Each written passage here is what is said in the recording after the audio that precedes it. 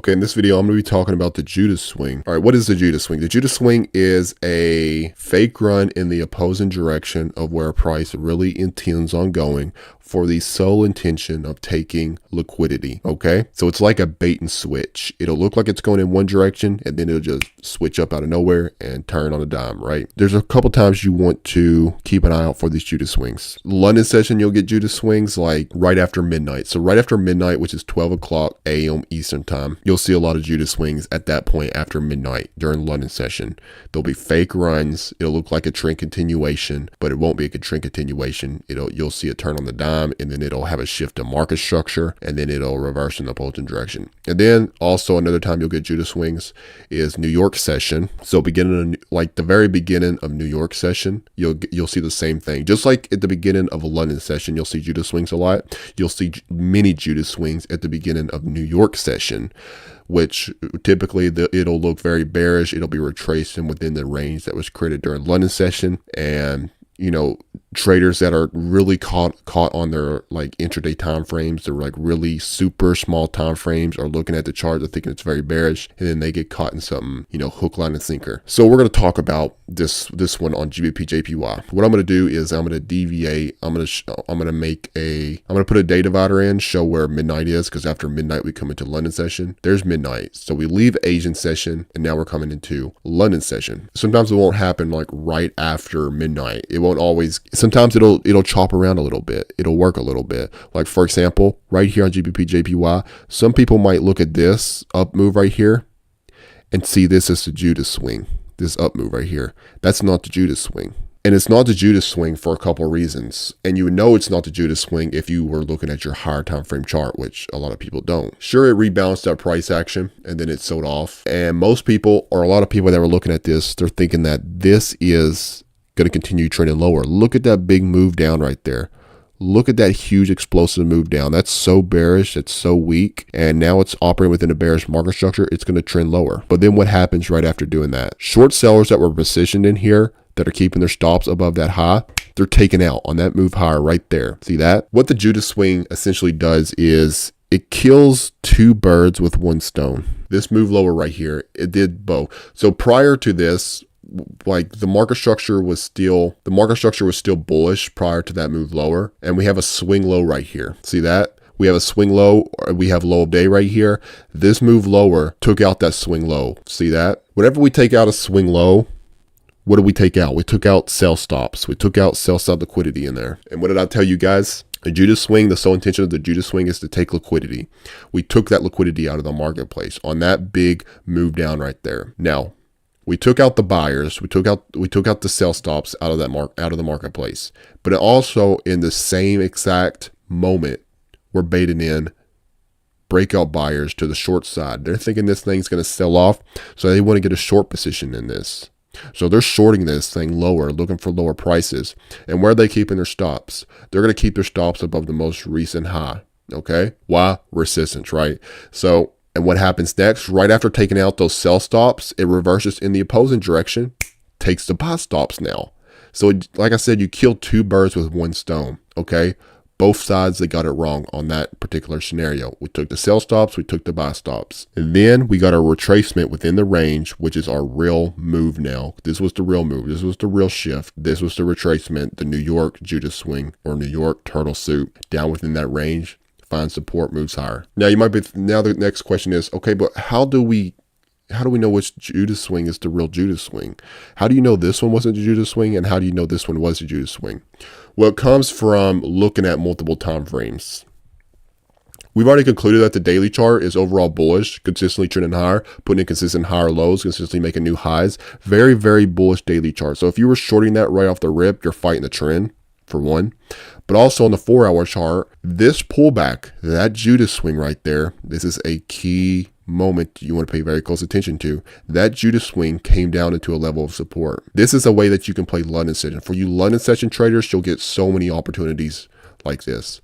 You need to be privy to your higher time frame levels, which I've taught you in support resistance. Be privy of your higher time frame levels. Know what they are. This is an old high right there. We have an old high, aka a level of support, because it's in a discount marketplace.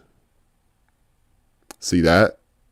Take that, the most previous low prior to that move up higher. See how it's in a discount marketplace below 50% of that price range? That Judas swing that happened during London session ran right down into higher time frame support, taking sell side liquidity. Just by having an understanding of your higher time frame charts, where you are on that higher time frame chart, where you are on that daily chart, 4-hour chart, you would have knew off rip that that wasn't the real Judas swing. Most people, they don't pay attention to the higher time frame charts. So they get caught in that hook, line, and sinker. They don't realize that they're trending down into a 4-hour discount. They don't realize that they're testing a 4-hour level of support right now. A lot of people, they're aware of Judas swings. A lot of people, they study Judas swings. And if you weren't privy to your higher time frame chart, you would have thought that this was the Judas swing, because it's right after midnight. You're thinking, hey, this is right after midnight. It took these buy stops. It just barely took these buy stops. And they think, oh, look at this big shift right after taking those buy stops. This is the shift. Now we're going to head lower. We're going to trend lower. And what happens? They get taken out of the play. Once price moves above that high right there, their stops get taken. This horizontal blue line that you now see displayed on the 15-minute, that was that 4-hour level of support. This displacement was right down into a higher time frame level of support right after taking low of day sell side liquidity, sell stops. Daily time frame, daily market structure, 100% bullish, extremely strong trend to the upside. That is the importance of higher time frame charts. Looking at that higher time frame chart, know where you are on that higher time frame chart. Because if you were aware where you were on that higher time frame, you wouldn't have been baited into this. You wouldn't have been baited in short to this. You would have knew that you were coming down to support. You would have knew that you were fighting overall trend. So that wasn't the Judas swing. That was just a retracement within that range right there up into a short-term premium. Okay, because we had that shift right there during London session. Let me go back to 1 hour. Because we had that shift during London session. We rebalanced that price action, which is all that was doing. It was just coming up to rebalance this price action, trading to a premium within that price range. And then it attacks the lows. This was the real Judas swing into higher time frame support. Then we get that move up higher. Okay, your best market structure shifts will be during London session. We get that market structure shift, takes out this high right here, and then we come into New York session. And after New York session, it's already clearly obvious at this point this was the Judas swing during London session. New York session, as I said, you'll get Judas swings during New York as well. Okay, New York session. Beginning of New York session, many times you'll see moves in the opposing direction where price really intends on going, again, just to take liquidity or just to rebalance price action. Rebalance price action meaning that there's typically, whenever you have an imbalance that's created during London session like we have here, New York session, what does it want to do during New York? It wants to rebalance that price action, because price does not like to leave areas like that imbalance. It's an inefficiency in price. Price does not like to leave areas inefficient and wants to efficiently deliver it. What does it do during coming into New York session right here, 8:30? It comes down and it efficiently delivers that portion of price. It sells off. It looks super weak, but it's at this point, it's efficiently delivered that price action. It's traded down within a discount within that price range that was created during London session. It looks weak, and a lot of the same short sellers that got stopped out right here on this move higher, what do you think a lot of them are doing now? They're seeing this thing crumbling. And if you're watching this thing in real time, it did look very weak. It looked extremely weak. Looked like it was going to take out these equal lows right here. And the short sellers, that's where that revenge trading comes into play. They're getting ticked off. They're like, whoa, no, you didn't just stop me out, and now you're going to go in the right direction now. They're getting right back into it, looking for these lows to get taken. What happens? You're tricked again. You get caught in another Judas swing.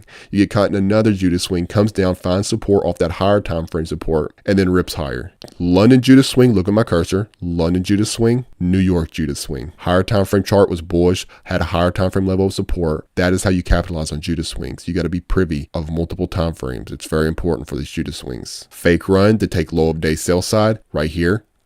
Take low of day sell stops. And this fake run was to rebalance that price action that was created on the shift in market structure during London session. It came down, rebalanced it. After it completed its objective, it rebalanced that price action. We came up to seek opposing buy stops now. We got buy stops right here, and then we got buy stops right here. We take them. So those are 2 times. London session, New York session. The beginning of London and New York, you'll see a lot of Judas swings. Futures is the same thing.